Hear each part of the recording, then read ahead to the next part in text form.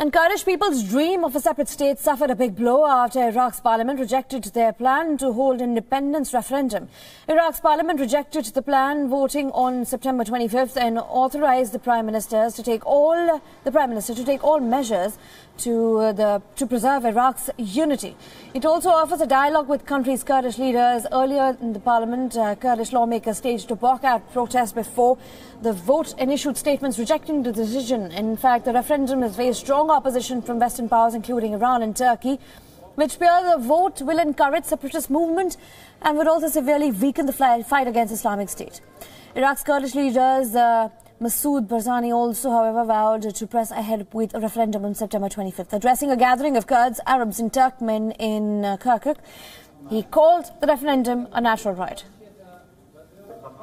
الاستفتاء ليس لترسيم الحدود، أيضا يجب أن تكون هذه النقطة واضحة.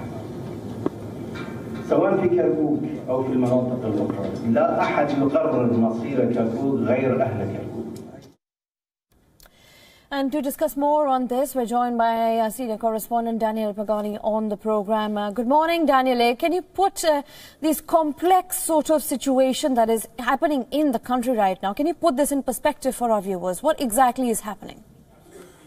Well, the first thing we have to understand is that this is a long-standing dream of the Kurdish population. Independence for the Kurds in the Middle East has been something, a request that has been going on for at least a century. Kurds live in 4 different countries, and in northern Iraq we are looking now at footage coming from Erbil, which is the capital city of the northern portion of Iraq called Kurdistan. These came into being post-90s because the Kurds fought an independence battle against the then regime of Saddam Hussein. So now, today, they have the possibility, they want to have the possibility to vote for independence and to be totally independent. They are already a semi-autonomous region. They have a parliament, they have a government, they have a separate part of the budget, of the national budget, which is allotted to them. But they want to be fully independent, they want to be a nation, they want to be a country, and this referendum is hugely, immensely, widely supported by each and every single Kurd in Iraqi Kurdistan.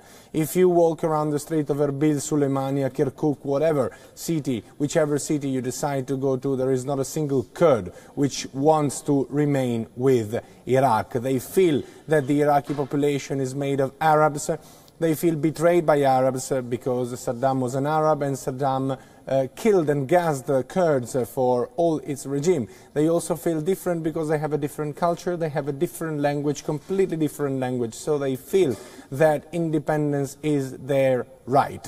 The problem is that for the time being, Kurdistan is still formally part of Iraq, and Kurdistan is very rich in oil and mineral resources. Therefore, Baghdad is definitely not going to let the Kurdish population abandon their country. Right, and as you mentioned, it is in fact rich in oil, but the referendum has faced strong opposition from Western powers, including Iran and Turkey, as you mentioned, which fear that the vote will encourage separatist movements. Do you think this is an excuse, or the interests are different? No, this is absolutely true. As I say, the Kurdish population lives in 4 countries, in northern Syria, in southern Turkey, in western Iran and in northern Iraq. Therefore, if in Iraq the Kurdish population has the right and actually wins the referendum and Baghdad is to accept it, it means that there is, for the first time in history, for the first time in current history, a Kurdish independent state, which means that in northern Syria, where now the Kurds are fighting against the Islamic State and control the entire northern belt of the country, could eventually one day request the same thing and therefore try to create an independent state within Syria. And the same could happen in Turkey, even if Turkey will never concede them the possibility of a referendum, but Turkey is at war. In the south and southern east part of Turkey, the Turkish army is bombing and attacking constantly the PKK and all the separatist movement, the Kurdish separatist movement. Obviously, having an independent Kurdish nation will bolster all these instances for an autonomous region in Kurdistan. So no, it's not an excuse. Iran and Turkey have a good reason to be worried about this. All right, Daniel, thank you for joining us in the program and giving us those details.